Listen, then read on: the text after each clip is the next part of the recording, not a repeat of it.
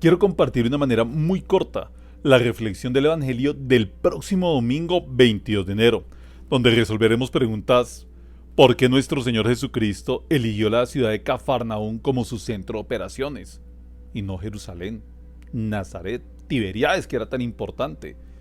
¿Qué es eso que significa ser pescador de hombres? ¿Cuál era el centro de la predicación de Jesús? ¿Cómo nuestro Señor Jesucristo comienza su ministerio público, su vida pública, haciendo y diciendo qué?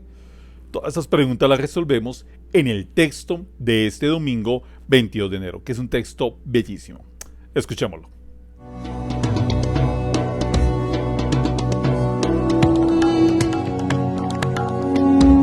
Del Evangelio según San Mateo, capítulo 4, versículos del 12 al 23. Al enterarse Jesús de que habían arrestado a Juan, se retiró a Galilea. Dejando Nazaret, se estableció en Cafarnaúm, junto al mar, en el territorio de Zabulón y de Neftalí, para que se cumpliera lo dicho por medio del profeta Isaías. Tierra de Zabulón y tierra de Neftalí, camino del mar al otro lado del Jordán, Galilea de los gentiles. El pueblo que habitaba en tinieblas vio una luz grande. A los que habitaban en tierra y sombra de muerte, una luz les brilló. Desde entonces comenzó Jesús a predicar diciendo: convertíos, porque está cerca el reino de los cielos. Paseando junto al mar de Galilea, vio a dos hermanos, a Simón, llamado Pedro, y a Andrés, que estaban echando la red en el mar, pues eran pescadores. Y les dijo: venid en pos de mí, y os haré pescadores de hombres. Inmediatamente dejaron las redes y lo siguieron. Y pasando adelante vio a otros dos hermanos, a Santiago hijo de Zebedeo, y a Juan su hermano, que estaban en la barca repasando las redes con Zebedeo su padre, y lo llamó. Inmediatamente dejaron la barca y a su padre, y ellos lo siguieron. Jesús recorría toda Galilea, enseñando en sus sinagogas, proclamando el evangelio del reino y curando toda enfermedad y toda dolencia en el pueblo. Palabra del Señor, gloria a ti, Señor Jesús. 4 elementos de este texto. Primero, el contexto, ¿dónde se desarrolla? Comienza el texto, el evangelio de hoy diciéndonos, bueno, el otro domingo, diciéndonos que el Señor dejó Nazaret y se fue a Cafarnaúm. Ambos pueblos, voy a ver si acá puedo poner un mapita, ambas ciudades son en Galilea. ¿Por qué tan importante Galilea? Después de que, recordemos, cuando murió el rey Salomón, Israel fue dividido en dos, el reino del sur y el reino del norte. Acá en el mapa vamos a ver cómo estaba dividido Israel en tiempos de Jesús. Ahí está Samaria, que son paganos, ellos no son hebreos. Entonces, es más, se llevan muy mal con los judíos. Pero Galilea tenía una particularidad, y es que la gente de Galilea era mucho más abierta que la gente de Judea, que la gente del sur. ¿Respecto a qué? Frente a la observancia de la ley incluso, y su trato con los paganos. Porque como Galilea estaba tan cerca a territorios paganos, incluso muchos paganos vivían ahí, entonces eran mucho más abiertos. Igual, dentro de Galilea, no era lo mismo la gente de Cafarnaúm, que es a la orilla del mar, que era una ciudad importante, no muy grande, pero sí era una ciudad importante porque el camino imperial pasaba por Cafarnaúm, del que iba de Egipto a Damasco. Por ahí pasaba. Era un lugar de muchísimo comercio, un lugar de pescadores, de agricultores. De pronto no tenía la misma relevancia y la importancia que la ciudad de Tiberíades, que era la capital, ni tampoco que la ciudad de Magdala, que era una ciudad demasiado rica, porque ahí en Magdala se comerciaban aromas, perfumes, el pescado salado, todo eso en Magdala, y además había mucho más comercio. Pero Cafarnaúm, como lo vamos a escuchar en la primera lectura del próximo domingo, que es el profeta Isaías, de hecho y el Evangelio, nos habla de esa profecía de Isaías, decía: tierra dejando Nazaret se estableció en Cafarnaúm, territorio de Zabulón y de Neftalí, para que se cumpliera lo que había dicho el profeta. Bellísimo. Esto nosotros lo vamos a encontrar muchísimas veces en el texto del Evangelio de Mateo. Esas referencias continuas al texto del Antiguo Testamento. Porque Mateo, tengamos muy presente, lo vamos a leer todos estos domingos, está escrito para judíos que se están convirtiendo, para judíos que están abrazando el cristianismo. Y por eso es tan importante esas citas de lo que habían dicho los profetas o de lo que estaba escrito en la Torá, para que entonces el pueblo judío asuma que realmente Cristo es el Mesías, que a todo lo que hablaba la Escritura se refería a la persona de Cristo. Por eso tantas referencias en Mateo al Antiguo Testamento que vamos a seguir nosotros leyendo. Bueno, entonces la ciudad de Cafarnaúm, ya el profeta Isaías decía que donde habían estado las tinieblas, esa ciudad tendría una gran luz. Pues es Jesucristo, esa luz que va a estar ahí. También, ¿qué pasaba en Cafarnaúm? Acá voy a poner un mapita también, disculpen la fotico. Cafarnaúm no era una ciudad muy grande en tiempos de Jesús, tendría máximo 1000 habitantes. No era muy, hoy en día solo, como vemos en la foto, hoy día solo son ruinas lo que queda ahí. Hay un templo bellísimo que supuestamente está, bueno, así lo han dicho los arqueólogos, donde estaba la casa de la suegra de Pedro. Es un templo que los peregrinos vamos y visitamos y ahí honramos todo lo que fue el inicio del cristianismo. Ahí fue donde se constituyó realmente nuestra iglesia, donde, como lo leemos en el texto de hoy, van a ser llamados los primeros discípulos, los primeros bueno, casi todos fueron llamados ahí en la ciudad de Cafarnaúm. Cafarnaúm, decíamos, no tenía más de 1000 habitantes y esta ciudad era muy abierta, diferente a Nazaret. Nazaret está en la montaña y la gente en la montaña es mucho más conservadora. Piensen ustedes en ciudades como en México, ciudades como León y Monterrey, ciudades bellísimas, lindísimas, donde la gente es un poquito más conservadora que de pronto en Puerto Vallarta, en Cancún o en Acapulco, que están a la orilla también del mar y la gente de pronto tiene una visión mucho más abierta. Eso sucedía también allá en Galilea. En Nazaret, gente muchísimo más conservadora, tanto que cuando el Señor fue allá, lo sacaron, no lo quisieron escuchar. Otro día te escucharemos, no lo quisieron, por eso el Señor allá no hizo ningún milagro. Bueno, el texto no dice, casi no hizo milagros. Dice que no haya hecho en Nazaret. En cambio, en Cafarnaúm, que es a la orilla del mar, la gente tiene otra cosmovisión. O en Colombia. No es lo mismo de pronto la apertura que tiene la gente de la ciudad de Barranquilla o de la ciudad de Riohacha o de Cartagena a la gente de Tunja, mi ciudad, o la gente de Manizales, que son mucho más conservadores.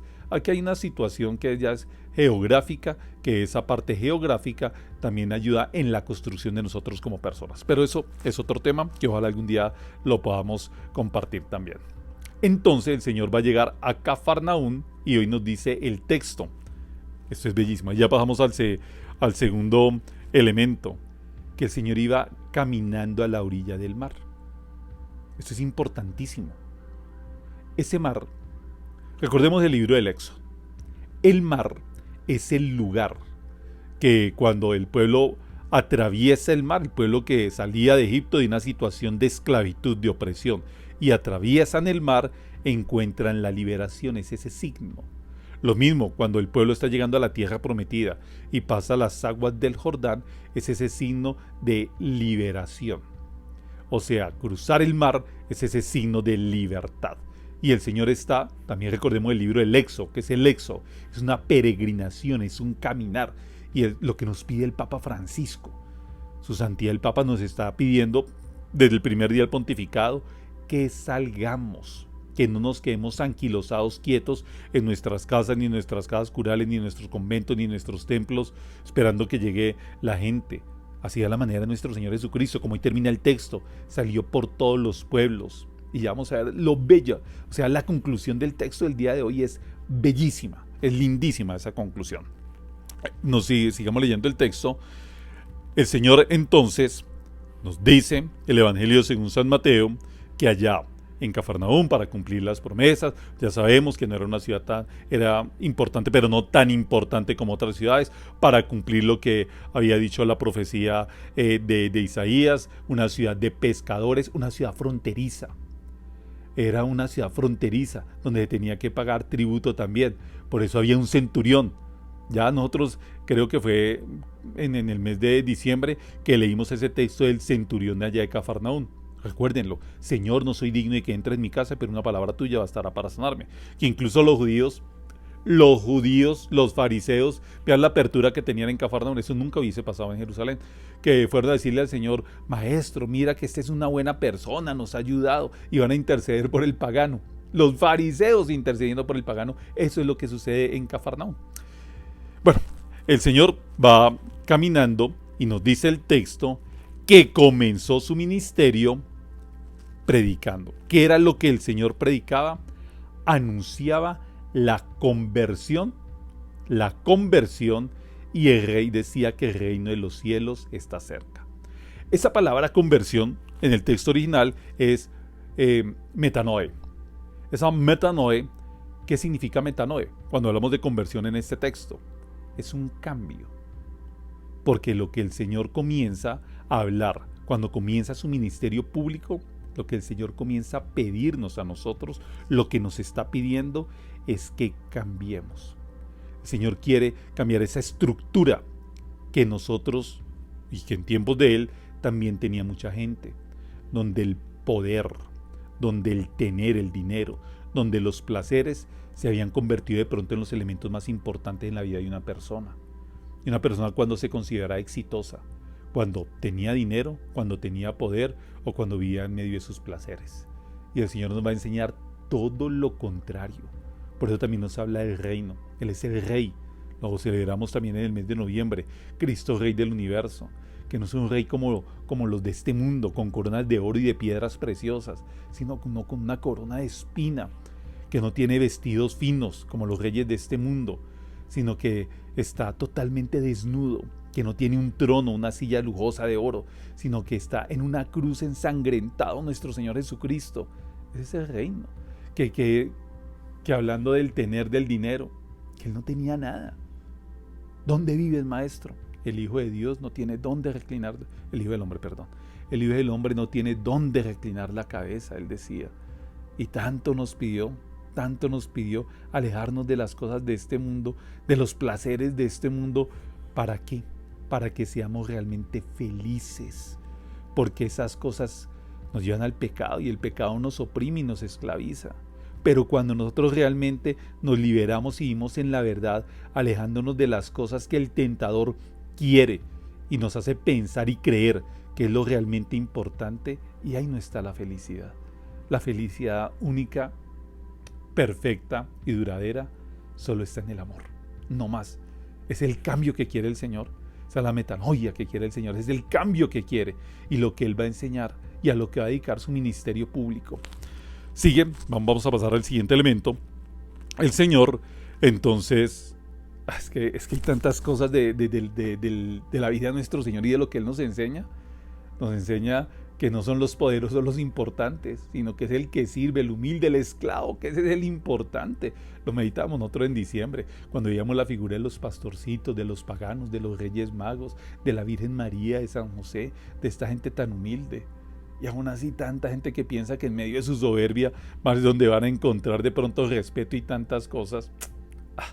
No hemos comprendido todavía el Evangelio, no hemos comprendido todavía el mensaje, el cambio que quiere el Señor para nuestras vidas.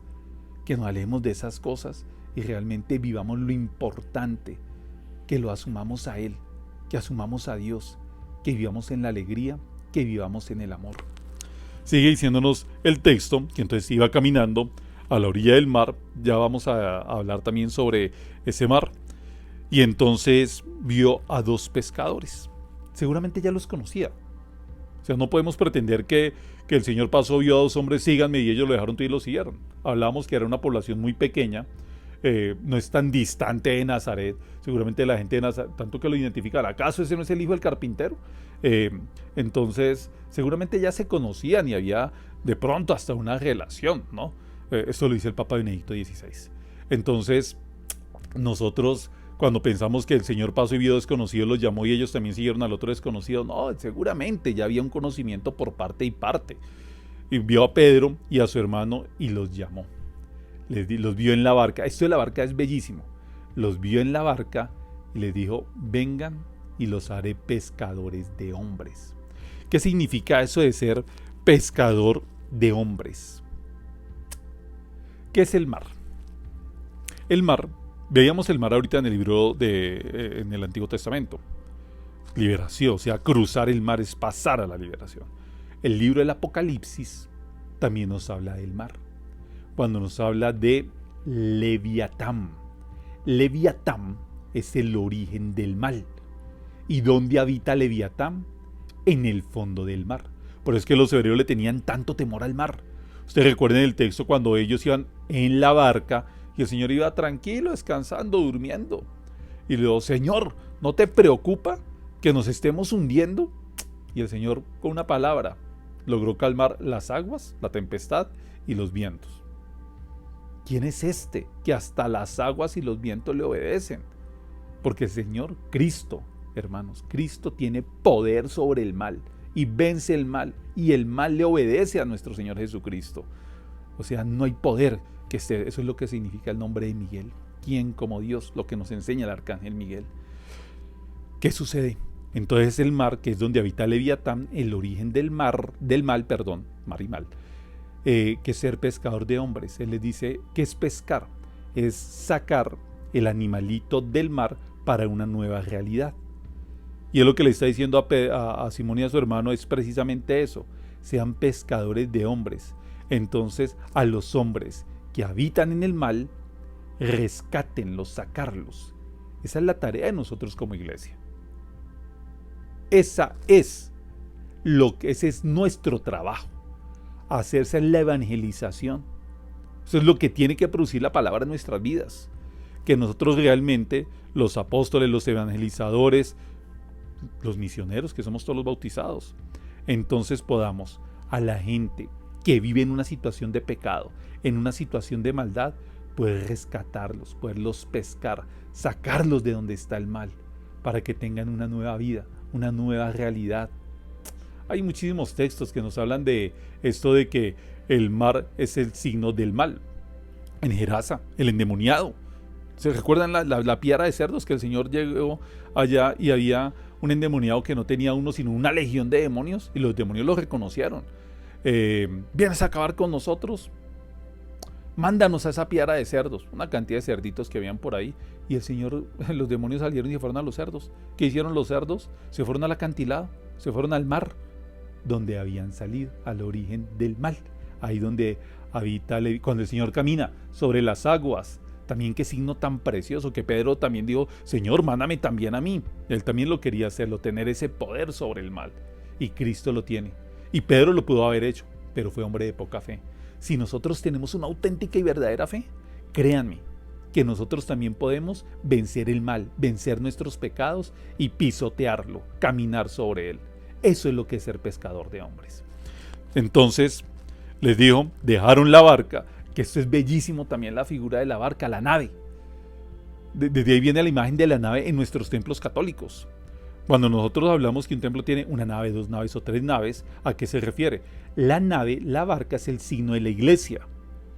Ya vamos a llegar a esos textos de Mateo donde el Señor también va en la barca con sus discípulos y comienza a recorrer de lado a lado y quienes van en la barca. Y es un signo eclesiológico precioso la barca. La barca, pues como es signo de iglesia y comunidad, nosotros, qué lindo que nuestros templos hubiesen sido en formita de barca. Pero como no podían tener la forma de la barca, entonces, ¿cómo se construyeron los primeros templos?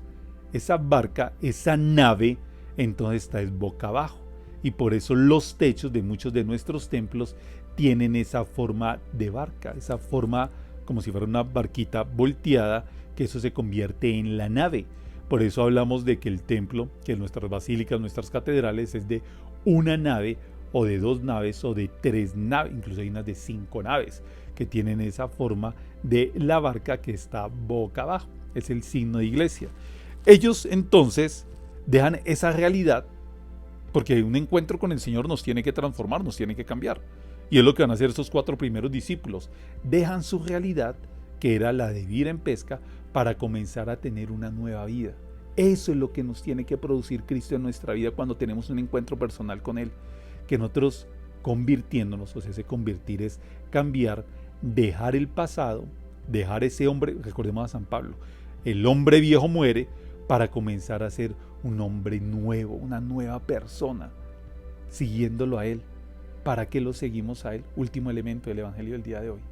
Perdón, yo llego el día de hoy, estoy haciendo este video que voy a procurar todos los jueves subir la reflexión del texto del evangelio del próximo domingo, para que tengamos el viernes y el sábado para poder hacer una buena reflexión, una buena meditación del texto del domingo, que es la Eucaristía central. Ya, ojalá, si nos da el tiempo en un futuro, me encantaría poder hacer la reflexión del evangelio de todos los días. Entonces, nos dice que el Señor recorría toda Galilea, recorría los pueblos. ¿Para qué? Como lo dice, Jesús recorría toda Galilea. Ojo con esto, que es lindísimo. Enseñando en las sinagogas, proclamando el evangelio del reino y curando toda enfermedad. 3 cosas que nos enseña el Señor. ¿Cuál es el ministerio? Como comienza nuestro Señor Jesucristo, enseñando. Tarea de nosotros, enseñar. Padres de familia, profesores, personas que prestan un servicio entre la iglesia, en algún movimiento apostólico. Es lo primero. A veces nos preocupamos tanto por otras cosas, por los ladrillos. No quiero hablar de las iglesias protestantes ni de las iglesias evangélicas, pero a veces se preocupan más es por pedir el diezmo y por pedir una cantidad de cosas y que la ofrenda. ¿Y dónde está la enseñanza? Y no es enseñar lo que yo creo, es enseñar el evangelio, es enseñar lo que dice Jesús, es enseñar lo que dice el magisterio. Es una responsabilidad que nosotros tenemos. Pero es que para eso se necesita estudiar, para eso se necesita conocer. Porque si yo no estudio, yo no conozco, ¿yo qué voy a enseñar? Lo que yo pienso y lo que yo creo. Por eso tanta carencia de catequesis. Eso es catequesis. Tanta carencia de catequesis y de conocimientos fundamentales sobre la Biblia, sobre la iglesia, sobre el magisterio, sobre lo que hizo y lo que dijo nuestro Señor Jesucristo. Y nos quedamos solo en especulaciones o en creencias muy personales y a veces compartimos eso, ¿no? Y nosotros tenemos que, la iglesia es Mater Magistra, es madre y es maestra. La iglesia tiene que enseñar, así como comienza nuestro Señor Jesucristo su ministerio, haciendo que enseñando, enseñar. Segundo, ¿qué es lo que hace nuestro Señor Jesucristo? Predicando la buena nueva, anunciando que el reino de los cielos, ya hablamos del reino de los cielos, que el reino de los cielos está cerca. Esa buena nueva, ese evangelio lo tenemos que anunciar, lo tenemos que predicar. Y como lo enseñó el Papa, su santidad Benedicto XVI, no solo es predicar por medio del proselitismo y de la palabra. La mejor predicación es con mi vida, con mi testimonio. Y lo último, ahí está la integralidad del mensaje de Jesucristo. Enseña, predica y también cura. También sana y cura las dolencias de la gente. Nosotros también, ¿será que estamos teniendo esta tarea? Estamos ayudando a tanta gente que sufre, tanta gente que está viviendo momentos de dolor en este momento, a sanarlos con nuestra presencia, con nuestra compañía, con nuestra palabra, con nuestro abrazo. Hoy pidámosle al Señor que el texto del próximo domingo, 22 de enero, nos ayude a nosotros. Primero, a querer aprender para posteriormente poder enseñar. Que sigamos predicando. Y especialmente con el ejemplo y el testimonio en mi vida y también de una manera integral, acompañando a los que tienen dolencias, enfermedades y sufriendo. Nos vemos el próximo jueves para compartir el evangelio ya del otro domingo, de eso ya sería del domingo 29 de enero, lo voy a compartir el otro jueves. Bendiciones para todos, me encomiendo a sus oraciones, seguimos unidos en oración. Chao.